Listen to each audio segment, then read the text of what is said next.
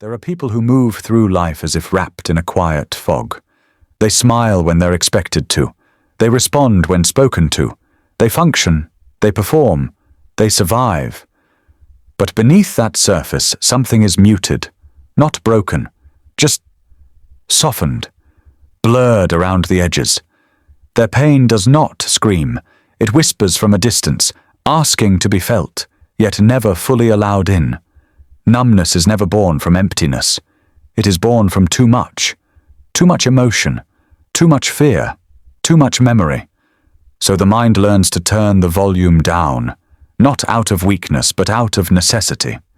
And somewhere along the way, this muted state becomes familiar, almost safe.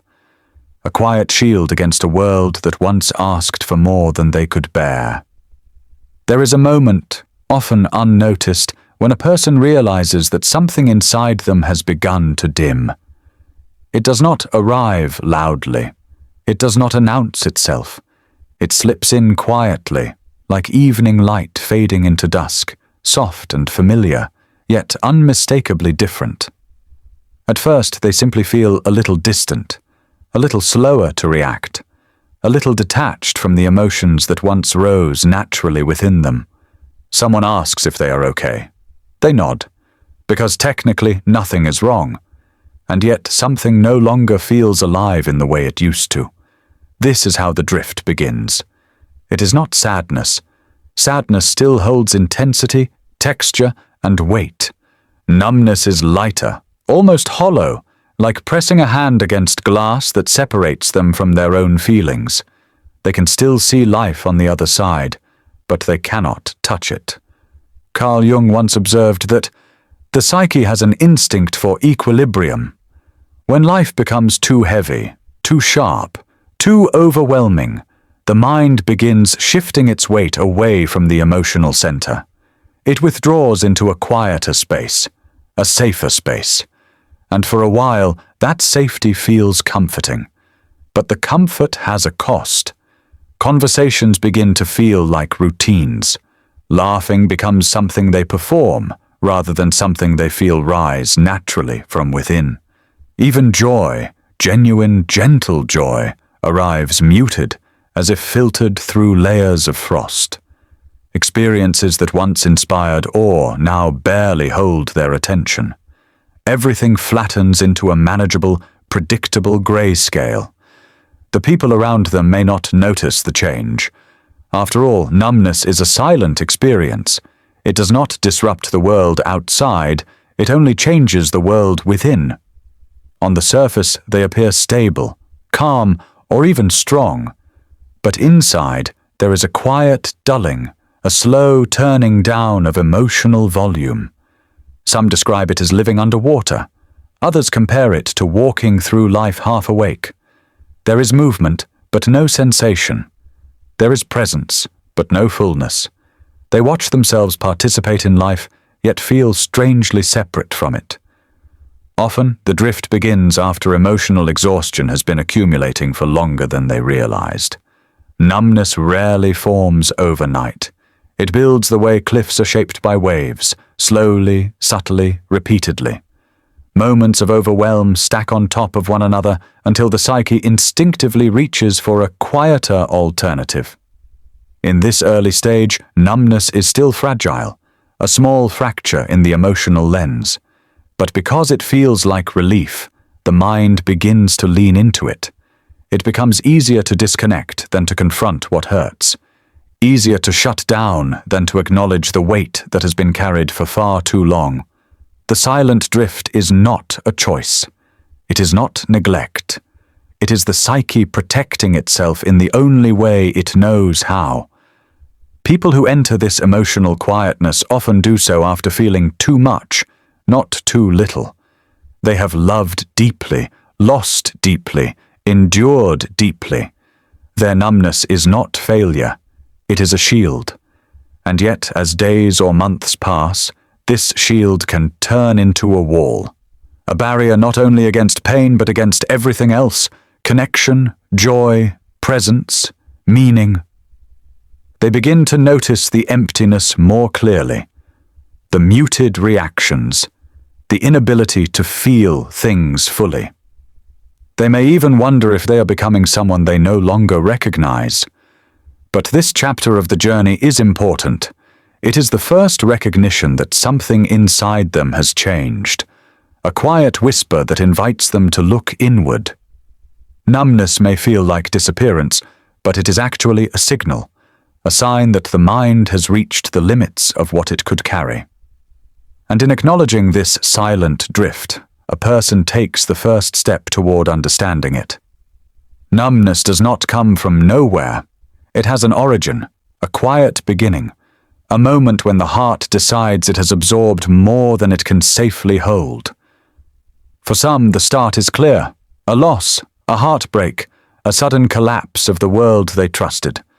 For others, it forms slowly, like sediment settling at the bottom of a river, too subtle to notice until the water becomes heavy.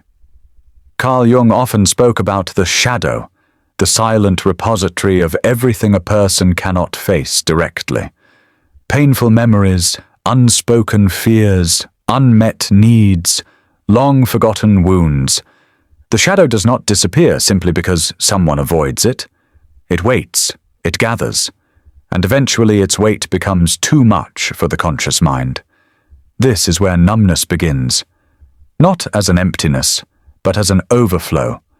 Many people who go numb learned very early in life that big emotions were unsafe. Maybe they grew up in an environment where expressing feelings led to rejection or punishment. Maybe they were told to be strong, stop crying, or handle it yourself. Children adapt quickly. They learn which parts of themselves are welcome and which must be hidden. Over time, the hiding becomes automatic. When feelings are repeatedly dismissed or minimized, the psyche learns to distance itself from them. It becomes easier to suppress than to risk being misunderstood, easier to stay silent than to reveal a vulnerable truth, easier to detach than to hurt again. Others drift into numbness after prolonged emotional overload, a season of stress that had no rest, a relationship where they cared more than they received. Years spent holding themselves together for others while no one held them. In these cases, numbness emerges as a quiet rebellion, the body saying, "I can't keep carrying this without breaking." Psychologists call this emotional fatigue or shutdown. Jung described it more poetically, the freezing of the inner waters. It is the psyche's last defense against collapse. But origins can be even deeper. Sometimes numbness is rooted in unresolved grief, the kind a person never felt safe enough to express. Loss that was rushed, pain that was buried, goodbyes that were never fully spoken. When grief remains unprocessed, it settles into the unconscious like a dormant storm, shaping the person's emotional landscape without their awareness. Other times it begins with chronic fear, fear of rejection, fear of disappointment, fear of abandonment, fear of needing too much. When fear becomes constant, the mind numbs itself so the person can still function. Feeling becomes a luxury they can no longer afford.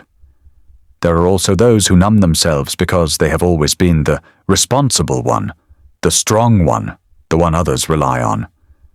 They learn early that their own emotions are secondary, so they push them aside, believing that strength is measured by how quietly one suffers.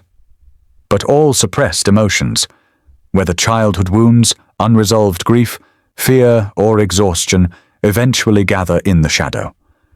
And the more the shadow holds, the more the person detaches to avoid confronting it. It is important to understand something. Numbness is never the problem. It is the solution the psyche created when no other solution felt possible. A temporary shelter, a psychological pause, a way of saying, "Not now, I need to survive this moment first." People often judge themselves harshly for going numb, believing it makes them cold or uncaring. But numbness is rarely chosen. It is endured. It begins in moments of overwhelm, moments of helplessness, moments when the heart learns that feeling everything is simply too much. And within this quiet origin lies a deeper truth. Numbness is not a sign of emotional failure. It is a sign that there is a wound waiting to be seen. It is the doorway to the shadow.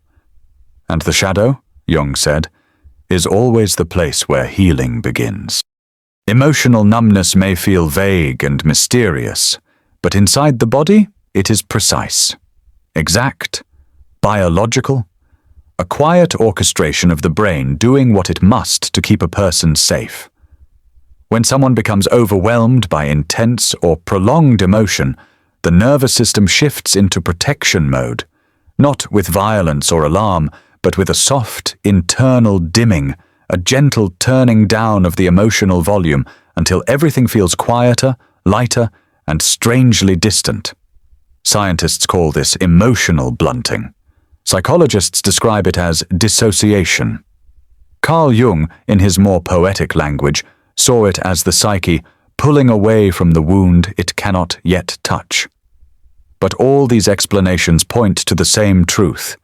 Numbness is not a choice. It is a biological response.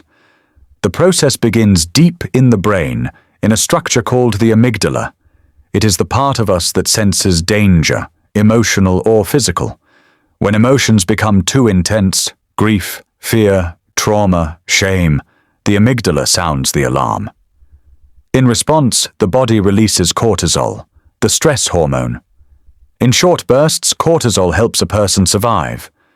But when stress is prolonged, the brain adapts in a different way. It stops trying to fight the emotional overload. Instead, it shuts the system down. The prefrontal cortex, the part responsible for emotional understanding, becomes less active. The limbic system quiets. The brain disconnects from emotion so the person can still move through daily life without collapsing. To the outside world, this looks like calm. To the person inside, it feels like a fading of color. This is why someone who is numb often says things like, "I feel nothing. I can't cry. I don't know what I'm feeling. I'm disconnected from myself." These phrases are not metaphors. They are neurological reality. The brain has created distance between the person and their emotions, a necessary space, a psychological buffer. Even the body participates. The nervous system slows. Muscles lose tension. Breathing becomes shallower. The heart rate steadies, almost unnaturally so. This state is often called hypoarousal, a shutdown mode, the opposite of panic. It is quiet, muted, almost peaceful, but in a hollow way. When someone enters this mode, they may stop seeking pleasure. Food tastes dull. Music feels flat. Hobbies lose their spark. The world becomes functional but not alive. This is the body conserving energy, saving itself, protecting the person from emotional overwhelm in the only way it can. But while numbness shields against pain, it also blocks joy, connection, and meaning. The brain does not know how to shut down selectively. It cannot silence sadness while keeping love fully awake. So it lowers everything at once, the entire emotional spectrum. This is why a person who numbs themselves may appear indifferent or detached to others. They are not indifferent. They are overloaded. There is another important layer. When someone suppresses emotion for long enough, their neural pathways adapt. Feeling becomes foreign. Expression becomes unnatural. The brain learns numbness as its new default. In Jungian terms, this is when the shadow becomes heavier than the conscious self. The unseen begins to outweigh the seen, and the psyche withdraws into itself to maintain balance. Yet, despite how clinical the science appears, emotional shutdown is deeply human. It reflects a long history of surviving what felt unsurvivable. A moment when the body said, "You do not have to feel this right now. I will carry it for you." Understanding this biology is not meant to pathologize numbness. It is meant to soften the way a person views their own experience, to replace self-blame with recognition, to show that what feels like emptiness is actually the mind doing its best to protect a tender, overwhelmed heart. Numbness is not the absence of emotion. It is emotion stored away for safekeeping. A quiet pause, a held breath, a temporary retreat into the self, waiting, patiently, for the moment it can finally exhale again. There comes a point when numbness is no longer unnoticed, a point when a person realizes they are living at a distance from themselves, and with that realization comes a quiet conflict, the pull between wanting to feel again and fearing what those feelings might reveal. This battle is subtle. It unfolds in the spaces no one else can see. On some days, they long for emotion. They miss the warmth of connection, the softness of joy, the grounding weight of sadness that reminds them they are still human. They want to cry, but cannot. They want to care, but feel nothing. They want their heart to wake up, even if it trembles when it does. But on other days, the idea of feeling is terrifying, because beneath the numbness lies everything they once pushed away, everything the mind hid in the shadow, the pain, the grief, the anger, the memories too sharp to hold. Carl Jung described this moment as the shrinking back from the wound that seeks healing. The psyche senses the approaching truth and instinctively resists. Feeling again means facing what has been avoided, and avoidance has been a form of safety for so long. This is the emotional paradox. They want to reconnect, yet the thought of reopening what was once closed feels unbearable, so they hover in the middle, not fully numb, not fully feeling, suspended in a quiet in-between. This inner conflict often appears in everyday moments. A song that almost brings tear, but doesn't. A conversation that almost opens the heart, but stops too soon. A moment of joy that almost feels real, but fades before it settles. It is like standing at the edge of a deep pool, wanting to step in, but fearing the shock of the cold water. The body leans forward, the mind pulls back. There is also guilt hidden in this struggle. Guilt for not feeling enough. Guilt for withdrawing from people they care about. Guilt for seeming distant or uninterested. Guilt for not being themselves. But guilt is only a symptom of the misunderstanding. They are not choosing numbness. They are surviving their past. This internal conflict can lead to frustration. Not explosive frustration. Quiet frustration. The kind that sits in the chest like a small, unmoving stone. The kind that comes from wanting to open the door, but not knowing how to turn the handle. And yet, this battle, painful as it is, signals something important. The presence of conflict means the psyche is beginning to stir. Numbness is no longer absolute. The person is beginning to sense their own emotional boundaries again, beginning to notice what they can and cannot face. In Jungian psychology, this is the early stage of integration. The moment when the unconscious begins sending small signals to the conscious mind.